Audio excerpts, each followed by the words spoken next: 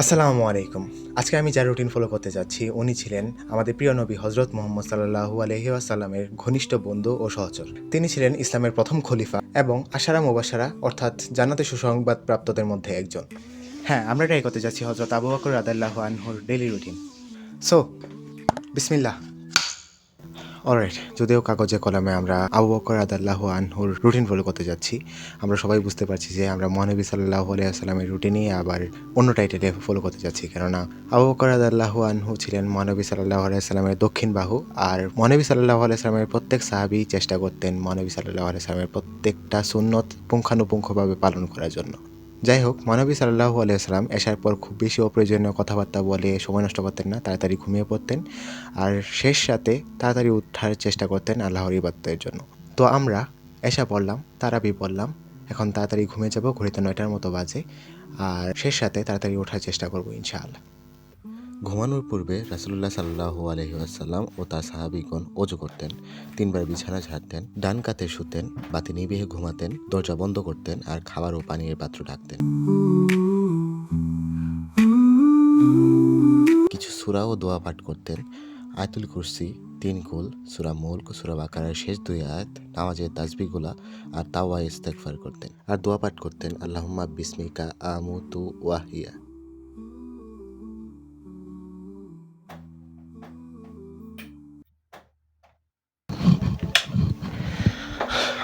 Alright, good morning.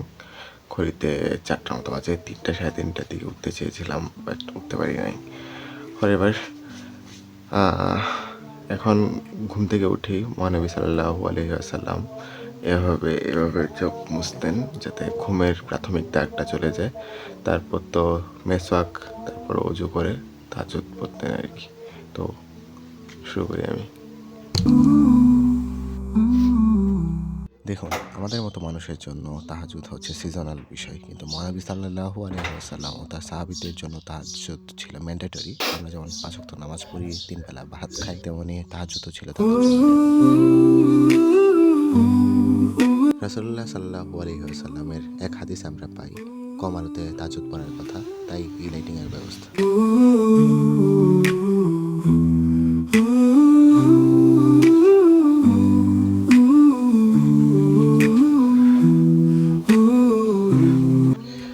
Alright, সেহরি time. সেহরির পর দেখা হচ্ছে আপনাদের সাথে ইনশাআল্লাহ। অলরাইট, সেহরি শেষ। এবার ফজর পড়বো, দেন হচ্ছে কোরআন পড়ে তারপর লাইভ শুরু করবো অ্যাটলিস্ট 3 ঘন্টার জন্য। আবু বকর রাদিয়াল্লাহু আনহু ছিলেন খুবই নরম দিলের মানুষ, তাই কোরআন তেলাওয়াতের সময় তিনি প্রচুর কাঁদতেন। أعوذ بالله من الشيطان الرجيم. الضالين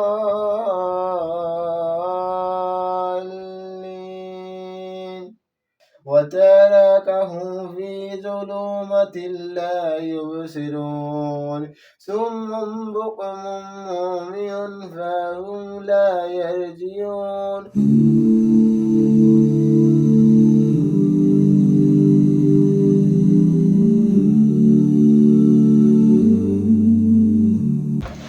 অলরেডি ঘড়িতে 7:30 মতো বাজে। 6টা থেকে লাইভে ছিলাম, ফজরের পরপরই শুরু করেছিলাম লাইভ। রামাদান চ্যালেঞ্জের একটা শর্ত ছিল যে ফজরের পর না ঘুমানো ডেইলি, তো এই কারণে হচ্ছে লাইভে গিয়েছিলাম। যাই হোক, এখন মারা তত্ত্ব করছে, ঘুম পাচ্ছে মারাত্মক, এই কারণে পড়াও হচ্ছে না, তাই হচ্ছে লাইভ থেকে উঠে এসে পড়েছি। এখন হঠাৎ করে মনে হলো যে মহানবী হযরত মুহাম্মদ সাল্লাল্লাহু আলাইহি ওয়াসাল্লামের একটা সুন্নত ছিল যে 2 রাকাত নামাজ পড়া সূর্যোদয়ের সাথে সাথে, যেটা আমি করি নাই। তো এখন এটা করব, তারপর একটু ঘুমানোর ট্রাই করব, তারপর হচ্ছে খামারে যাবো ইনশাআল্লাহ। হযরত আবু বকর রাদিয়াল্লাহু আনহুকে as-সিদ্দিক বলা হয় তার মহানবী সাল্লাল্লাহু আলাইহি ওয়াসাল্লামের প্রতি অগাধ বিশ্বাসের কারণে। প্রাপ্তবয়স্ক পুরুষের মধ্যে তিনি প্রথম ইসলাম গ্রহণকারী ও মেরাজের ঘটনা বিশেষকারী। অলরাইট, ঘড়িতে 9টার মতো বাজে। প্রায় 1.5 ঘন্টার মতো ঘুমালাম। যাই হোক, এখন খামারে এসেছি, খামার পরিষ্কার করব, খড় কাটবো, তারপর হচ্ছে পড়ায় ব্যাক করবো ইনশাল্লাহ আবার। তো মহানবী সাল্লাল্লাহু আলাইহি ওয়াসাল্লামের রুটিনটা ফলো করার সময় আমি সূর্য দেখতে উঠেছিলাম, তারপর হচ্ছে 2 রাকাত নামাজ পড়েছিলাম। আজকে এটা করা হয় নাই, তাই তাড়াতাড়ি ঘুমিয়ে পড়েছি, ঘুম পেয়েছিল প্রচুর। যাই হোক, ওইটাও পুষিয়ে নেওয়া যাবে, কারণ মহানবী সাল্লাল্লাহু আলাইহি ওয়াসাল্লামের রুটিন অনুযায়ী দুপুরে 1 ঘন্টার মতো ঘুমাতেন, 12টা থেকে 1টা অবধি মেবি। তো ওইটা আমরা ঘুমাবো না ইনশাআল্লাহ। আরেকটা কাহিনী বর্ণিত আছে হজরত আবু বকর রাদিয়াল্লাহু আনহুর। হজরত ওমর ফারুক রাদিয়াল্লাহু আনহু দেখতে পেতেন হজরত আবু বকর রাদিয়াল্লাহু আনহু খলিফা কালে প্রতিদিন ভোরে একটা জায়গায় যান। তো হজরত ওমর ফারুক রাদিয়াল্লাহু আনহু ওনার পিছু পিছু একদিন যান এবং আবু বকর রাদিয়াল্লাহু আনহু ওই ঘর থেকে বের হয়ে আসার সময় ওমর ফারুক রাদিয়াল্লাহু আনহু ওই ঘরে প্রবেশ করে দেখতে পান এক বৃদ্ধা মহিলাকে। তো বৃদ্ধা মহিলাকে জিজ্ঞেস করেন যে ওই ব্যক্তি কেন আপনার এখানে আসেন। তো বৃদ্ধা মহিলাটি বলেন যে আমাকে দেখাশোনা করার মতো কেউ নেই এবং আমার কাজকর্ম আমার নিজেকেই করতে হয়। তো এই ব্যক্তি প্রতিদিনই আমার এখানে আসেন এবং আমার সব কাজকর্ম করে দেন, ঘর ঝাড়ু দেওয়া, পানি ওঠানো, খাবার তৈরি করা। আমি ওই ব্যক্তিকে চিনি না, আল্লাহ ওনাকে ভালো রাখুন। তো আমার এরকম কাজ করার কোনো ক্ষমতা নেই আপাতত, আর স্কোপও নেই।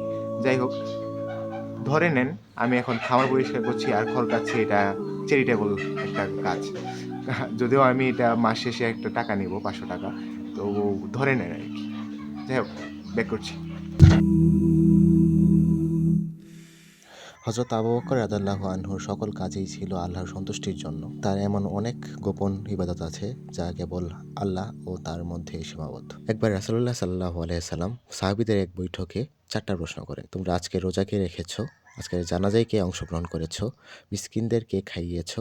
অসুস্থ ব্যক্তিকে কে সেবা করেছো? আবু বকর রাদিয়াল্লাহু আনহু প্রত্যেকবারই হাত ওঠান।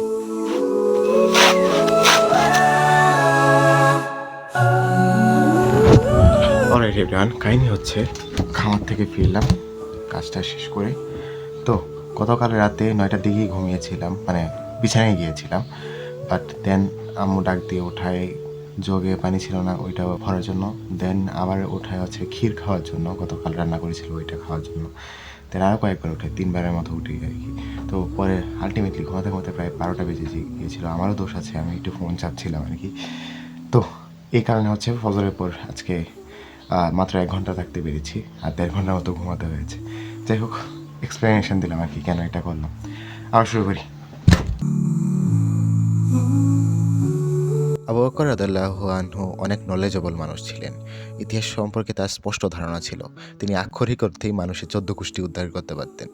শুধু মানুষই না, ঘোড়া এবং উটেরও 14 গোষ্ঠী উদ্ধার করতে পারতেন। তার সামনে মানুষজন যেতে ভয় পেত, কেননা তাদের পূর্বপুরুষদের সম্পর্কে তারা যতটুকু না জানতো, আবু বকর রাদিয়াল্লাহু আনহু এর চেয়ে বেশি জানতেন। তাছাড়া কবিতার প্রতি ভালোবাসার জন্যও তিনি বিখ্যাত ছিলেন। অলরাইট, জোহরের নামাজের ব্রেক, তারপর গোসল করার কথা ছিল, গতকাল করেছি বলে আজকে করব না। তারপর আমাদের রেগুলার কাজ, পড়াশোনা কন্টিনিউ করবো ইনশাআল্লাহ।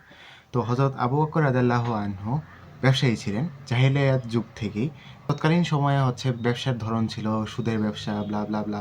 কিন্তু হযরত আবু বকর রাদিয়াল্লাহু আনহু হালাল ব্যবসা করতেন তৎকালীন সময় থেকে। তারপর ইসলাম গ্রহণের পরে তো অবশ্যই হালাল ব্যবসায়ী করতেন। এমনকি খলিফা হওয়ার পরেও তিনি চেয়েছিলেন তার ব্যবসা কন্টিনিউ করতে, বাট অন্যান্য সাহাবীরা তাকে তা করতে দেননি। জোর করে রাষ্ট্রীয় কোষাগার থেকে খলিফার যে ভাতাটা ওইটা প্রদান করেন। তারপর তিনি হচ্ছে ব্যবসা থেকে অব্যাহতি নেন।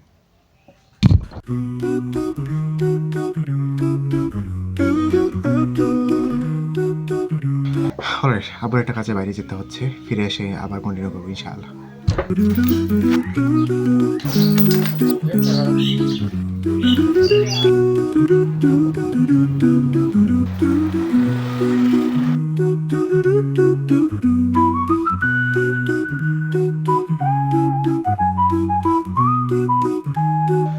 অলরাইট, আসরের আজান পড়ছে, আসরের নামাজের ব্রেক, তারপর হচ্ছে হালকা ওয়ার্কআউট করে ট্রাই করবো।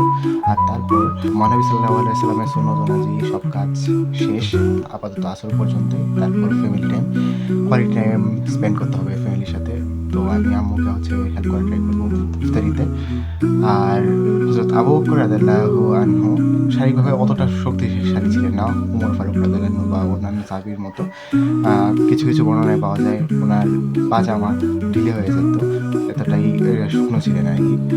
যাই হোক, তবু তিনি বদর, ওহুদ, তাবুকের যুদ্ধে অংশগ্রহণ করেছেন, তাই বোঝা যায় তার সামরিক কৌশল, তারপর তরবারি চালানো, ঘোড়া চালানো সব কিছুই তিনি পারতেন এবং তার প্রশিক্ষণ ছিল। তো এই জন্য আমরা ওয়ার্কআউটটাও করবো আর কি।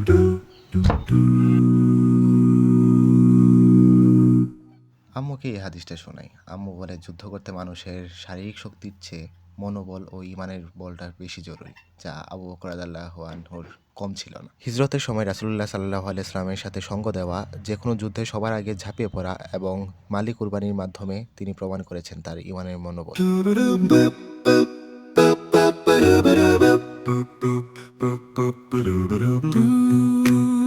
তো একবার রাসূলুল্লাহ সাল্লাল্লাহু আলাইহি সাল্লাম মালি কুরবানির জন্য বলেন সব সাহাবীদের। হযরত ওমর ফারুক রাদিয়াল্লাহু আনহু সবসময় হারাতে চেষ্টা করতেন আবু বকর রাদিয়াল্লাহু আনহুকে ইবাদতের দিক থেকে।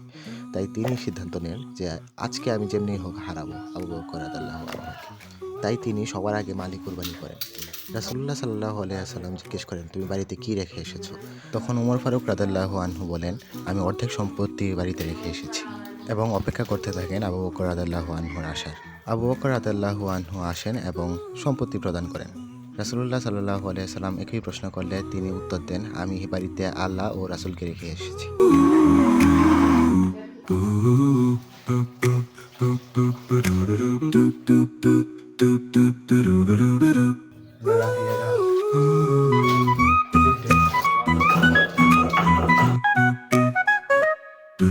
অলরাইট, ইফতার শেষ আলহামদুলিল্লাহ।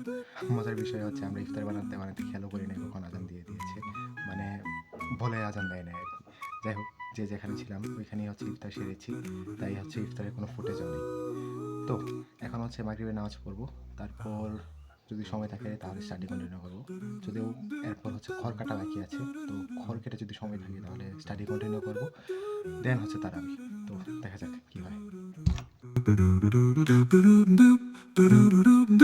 হযরত আয়েশা রাদিয়াল্লাহু আনহা বর্ণিত, জাহেলিয়াত যুগেও তিনজন ব্যক্তি মদ ছুঁয়েও দেখেননি। এক, রাসূলুল্লাহ সাল্লাল্লাহু আলাইহি ওয়াসাল্লাম। দুই, আবু বকর রাদিয়াল্লাহু আনহু। তিন, হযরত উসমান রাদিয়াল্লাহু আনহু।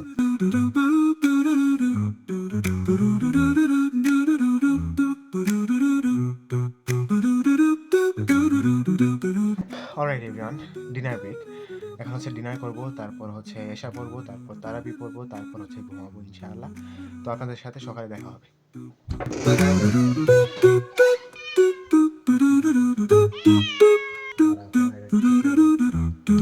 রাসূলুল্লাহ সাল্লাল্লাহু আলাইহি ওয়াসাল্লামের এক সাহাবী ছিলেন আবু হুরায়রা রাদিয়াল্লাহু আনহু। তিনি বিড়াল ভালোবাসতেন, তাই তার নাম হয় আবু হুরায়রা, অর্থাৎ বিড়ালের বাবা।